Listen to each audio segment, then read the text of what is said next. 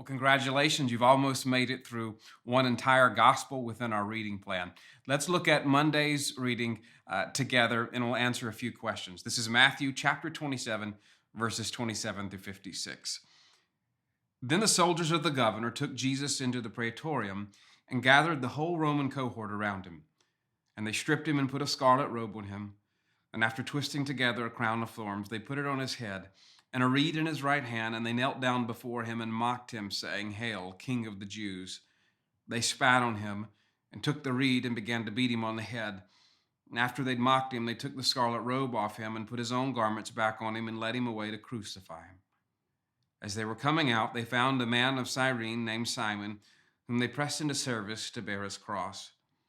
And when they came to a place called Golgotha, which means place of a skull, they gave him wine to drink mixed with gall. And after tasting it, he was unwilling to drink. And when they'd crucified him, they divided up his garments among themselves by casting lots. And sitting down, they began to keep watch over him there. And above his head, they put up the charge against him, which read, "This is Jesus, the King of the Jews." At that time, 2 robbers were crucified with him, one on the right and one on the left. And those passing by were hurling abuse at him, wagging their heads and saying, "You who are going to destroy the temple and rebuild it in 3 days, save yourself. If you are the Son of God, come down from the cross." And in the same way, the chief priests also, along with the scribes and elders, were mocking him and saying, "He saved others, he cannot save himself. He's the King of Israel. Let him now come down from the cross and we'll believe in him.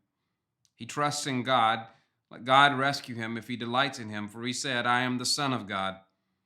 And the robbers who'd been crucified with him were insulting him with the same words. Now from the 6th hour, darkness fell upon the land until the 9th hour. And about the 9th hour, Jesus cried out with a loud voice, saying, "Eli, Eli, lama sabachthani," which is, my God, why have you forsaken me?" And some of those who heard it standing there, when they heard it, began saying, "The man's calling for Elijah." And immediately one of them ran and taking a sponge, filled it with sour wine and put it on a reed and gave him a drink. But the rest of them said, "Let us see whether Elijah will come to save him." And Jesus cried out again with a loud voice and yielded up his spirit.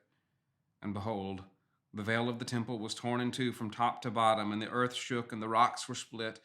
The tombs were opened, and many bodies of the saints who had fallen asleep were raised. And coming out of the tombs after his resurrection, they entered the holy city and appeared to many.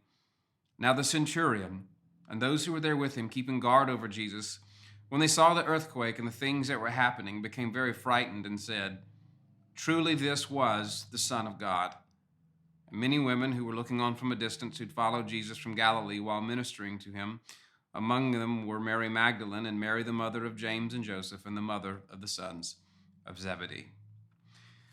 The centurion's words, "Truly this was the Son of God," in many ways is the answer to which Matthew has been building up through the entire gospel. You'll recall that he begins the gospel with a genealogy, a listing of fathers and sons, and the implication there is that Jesus is the Son of God. Though Matthew doesn't say it directly, he lets this whole story build up to this point. You'll notice in what we're reading, the Son of God reference often. Look at verse 40. He says, "If you are the Son of God." And then verse 43, he says, he claimed, "I am the Son of God." Now, as we saw in our readings from a week or two ago, Jesus never outright says, "I am the Son of God." But his audience understood exactly what it is that he is claiming to be. Now, this is different from the gospel that you're going to see, I believe, on your Friday reading when you begin reading in Mark. It will start out from the very beginning, answering this very question. The first verse of Mark being the beginning of the gospel of Jesus Christ, the Son of God. So as you continue to read through those gospels, look at the different ways that different gospel writers choose to reveal this fact that Jesus is the Son of God, Jesus is God himself. Now, if you have some other questions about Matthew 27, this idea of God forsaking Jesus on the cross. If you want to look deeper, I encourage you to look at a sermon from last year. It's Palm Sunday's message in which I answer some of these questions. I talk about the nature of the insults that these people are hurling at Jesus on the cross. You will notice, if you've got a study Bible, that it's not just words they're making up, it's often Old Testament quotes. Jesus is actually responding with some quotes from Scripture. I go into the details, all of that, if you'd like to look at that more in depth. There will be a link in the description for how you can access that sermon. I hope you've enjoyed reading through Matthew. I hope you'll enjoy your exploration next in the Gospel of Mark. Keep reading.